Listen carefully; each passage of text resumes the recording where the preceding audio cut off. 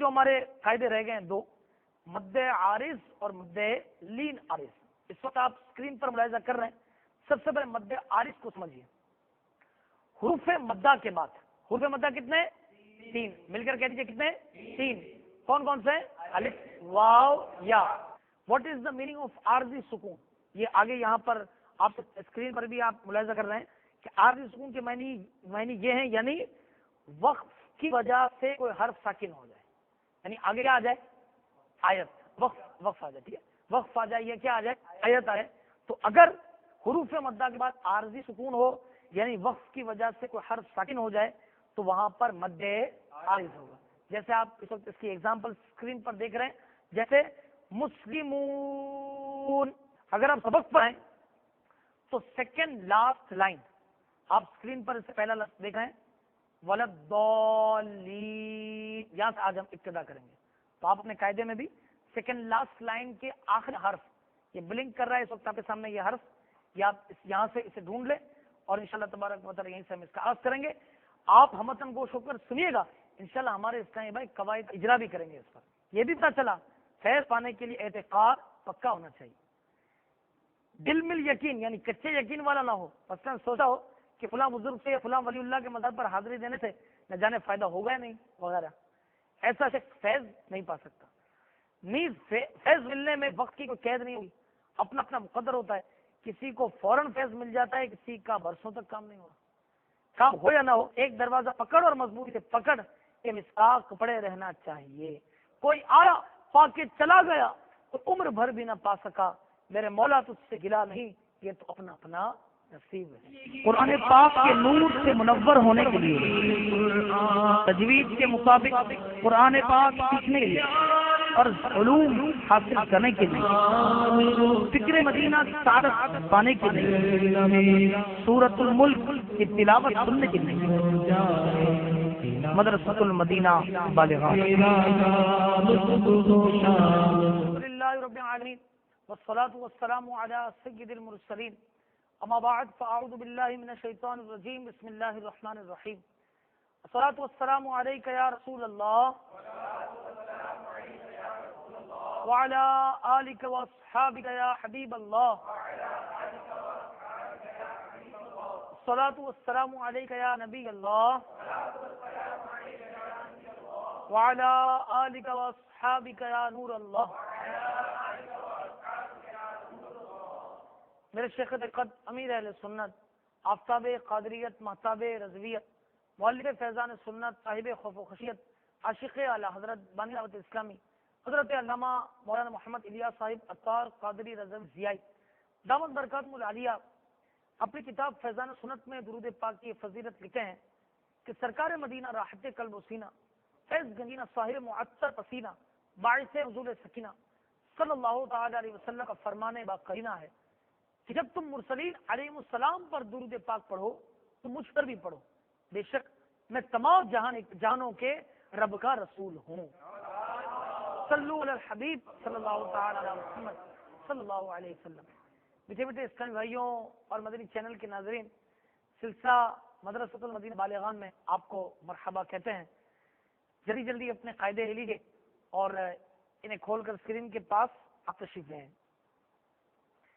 الحمدللہ ہم 17 تختیاں مکمل کر چکے ہیں اور آج انشاءاللہ تبارک و تعالی 18ویں تختی کا آغاز ہوگا.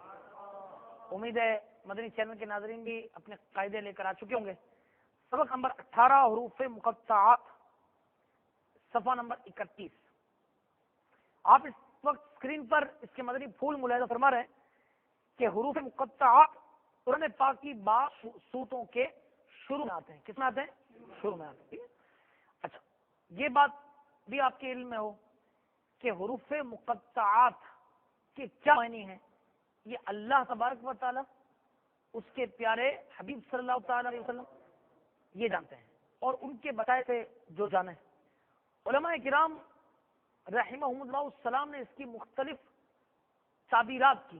ہو سکتا ہے اس کے معنی یہ ہو، عقلی طور پر نہیں بتایا، ہو سکتا ہے اس کے معنی یہ ہو کہ جیسے آپ اس وقت اسکرین پر دیکھ رہے ہیں کہ اس تختی کا پہلا ہی لفظ ہے صاد، تو اس کے معنی فرمایا علامہ قاضی ایاز رحمۃ اللہ تعالی نے شفا شریف میں کہ صاد سے مراد ہو سکتا ہے کہ اس میں مراد صلو یعنی حبیب پر درود بھیجو. اچھا قاف دوسرا لفظ آپ دیکھ رہے ہیں اس وقت اسکرین پر, فرمایا اس سے مراد ہو سکتا ہے کہ قرآن مجید فرقان حمید ہو. اچھا آگے جس طرح مشہور لفظ ہے سورہ بقرہ کی ابتدا میں آتا ہے الف لام میم, تو فرمایا کہ اس کے معنی الف کے معنی اللہ ہو سکتا ہے یعنی یہ معنی, لام کے معنی حضرت جلیل امین علیہ السلام, اور میم کے معنی محمد عربی صلی اللہ تعالی علیہ وسلم. اور یہ جو اس تختی کا آخری لفظ ہے جس کو آپ ملاحظہ کر رہے ہیں اسکرین پر, کاف ہا یا عین صاد, اس کے بارے میں اعلیٰ حضرت کا ایک بڑا مشہور شعر ہے قصیدہ نور میں کہ کاف گیسو ہا دہن یا ابرو آنکھیں عین صاد, کاف ہا یا عین صاد ان کا ہے چہرہ ان کا. صلو علی الحبیب صلی اللہ تعالی علی محمد صلی اللہ علیہ وسلم. چند معلومات اس حوالے سے جو تھی وہ میں نے آپ کو عرض کی. اچھا دوسرا مدنی پھول آپ اسکرین پر ملاحظہ کر رہے ہیں وہ یہ ہے کہ ان حروف کو مفرد حروف کی طرح الگ الگ اس طرح پڑھیں کہ مداد کی پوری مقدار نہ ہو. جیسے بڑا مد ہے تو تیر کے برابر پورا کھینچے, نیز اخفاء و ادغام آنے کی صورت میں غنہ بھی کہیں گے. فار ایگزامپل جیسے بھی میں نے لفظ پڑھا عین صاد, اگر آپ اسے غور کریں, اگر آپ اسے توڑ کر لکھیں, عین کو اگر توڑ کر لکھا جائے تو عین یا نون اور اس کے بعد صاد الف اور دال. اب نون ساکن کے بعد کیا آ رہا ہے, صاد آ رہا ہے. کون سا قاعدہ ہوتا ہے؟ حروف اخفا میں سے قاعدہ کس کا ہوگا؟ اخفا کا قاعدہ ہوگا. غنہ کرتے نہیں کرے اس میں, آپ بھول تو نہیں گئے کہ نون ساکن یا تنوین کے بعد اگر حروف ہلکی کے علاوہ, حروف یرملون کے علاوہ, حروف اور حرف با کے علاوہ اور حرف آئے تو وہاں پر کون سا قاعدہ ہوگا؟ اخفا کا قاعدہ ہوگا, اور اخفا میں غنہ کریں گے. لہٰذا یہاں صاد ہے تو یہاں غنہ ہوگا, تو اس طرح پڑھیں گے عین صاد. یہ میں نے آپ کو اس کی مثال دے دی, جہاں یہ آئے گا ماشاء اللہ تعالیٰ ہم ترکیب بنائیں گے. اچھا آخری جو اس کا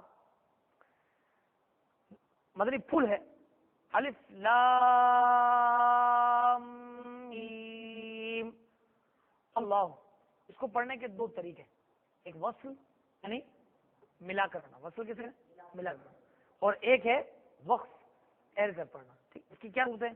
وصل کس طرح پڑھیں گے؟ الف لام میم اللہ. ٹھیک ہے, آپ اسکرین پر اسے دیکھ رہے ہیں کہ یہ آ رہا ہے. اور وقف کی صورت میں کیا پڑھیں گے؟ الف لام میم اللہ. ٹھیک, ایک طریقہ کار وصل اور وقف کا ہے. یہ ایک ہی لفظ کے اندر یہ ترکیب آتی ہے. اب آئیے سختی کا آغاز کرتے ہیں. مدنی چل کے ناظرین بھی توجہ کے ساتھ شامل ہو جائیے. پڑھیے بسم اللہ الرحمن الرحیم. توجہ اسکرین کی طرف رکھیں. صاد, تھوڑا اور کھینچے گا. ٹھیک, قاف, نون, طہ, یہ کھڑا زبر ہے ایک الف کے مقدار کے. یاسین,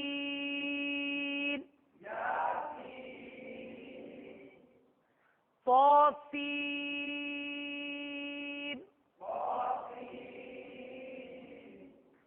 حامیم.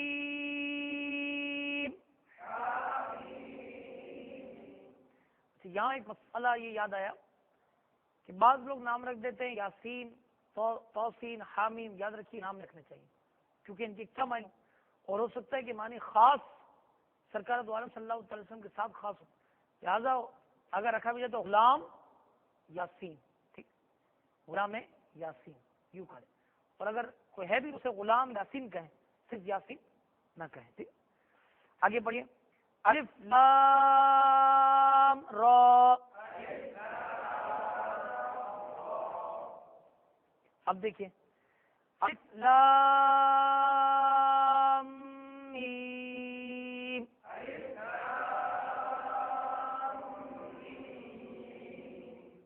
اس میں ایک قابل توجہ بات کہ دیکھیے اس میں آپ دیکھ رہے ہیں کہ یہ حرف اس کو پورا لکھا ہوا ہے، اس کو توڑ کر نیچے لکھا گیا ہے.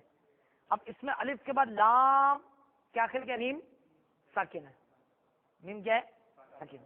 اس کے بعد کیا ہے دوبارہ میم ہے. میم میم میم کے بعد دوبارہ میم ہے.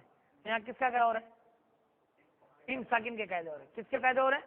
میم ساکن کے بعد. کہ میم کے بعد میم آ جائے تو کیا ہوگا؟ کیا ہوگا؟ ادغام شفوی. آپ کو یاد دلانے کے لیے عرض کر دوں کہ یہ قاعدہ کس پیج پر ہے. یہ قاعدہ ہے سبق نمبر 15 صفحہ نمبر 27-28. آپ مدنی چینل کے ناظرین بھی اگر قاعدے کھولے ہیں تو سبق نمبر 15-27-28 جو بھی ہم نے حال ہی تھوڑے عرصے قبل پڑھے ہیں. ٹھیک ہے. اب یہ میم کے بعد کیا ہے؟ میم ہے. یار کون سا قاعدہ ہوگا؟ ادغام شفوی. غنہ کریں گے؟ بالکل کریں گے. لہذا الف لام میم. اسی طریقے کچھ آگے ہے. الف لام میم را.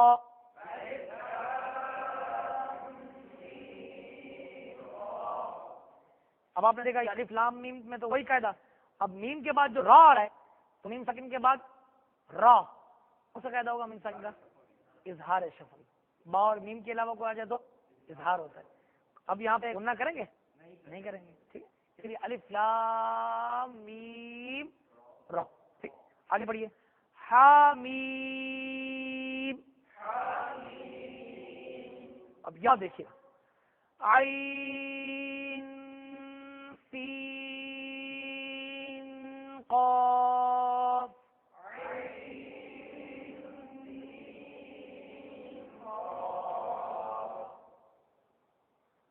نے پڑھا تھا کہ جہاں جہاں اخفا ہوگا وہاں اخفا کریں گے.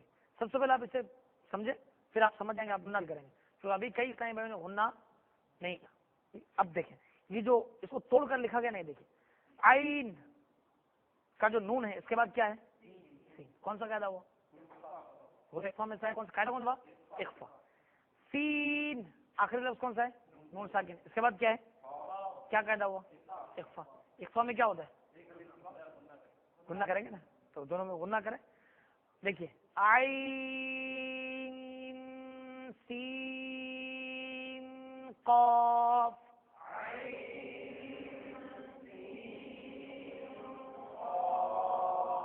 سبحان اللہ ماشاء اللہ. آگے بڑھیے. طاسیم میم.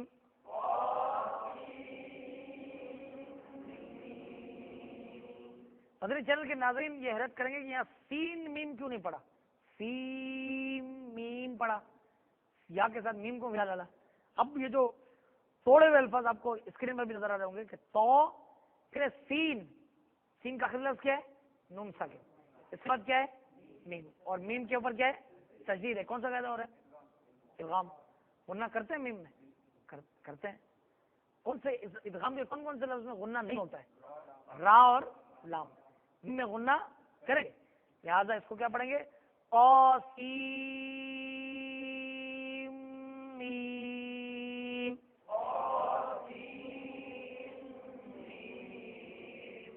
یہی کچھ آگے بھی ہے. الف لام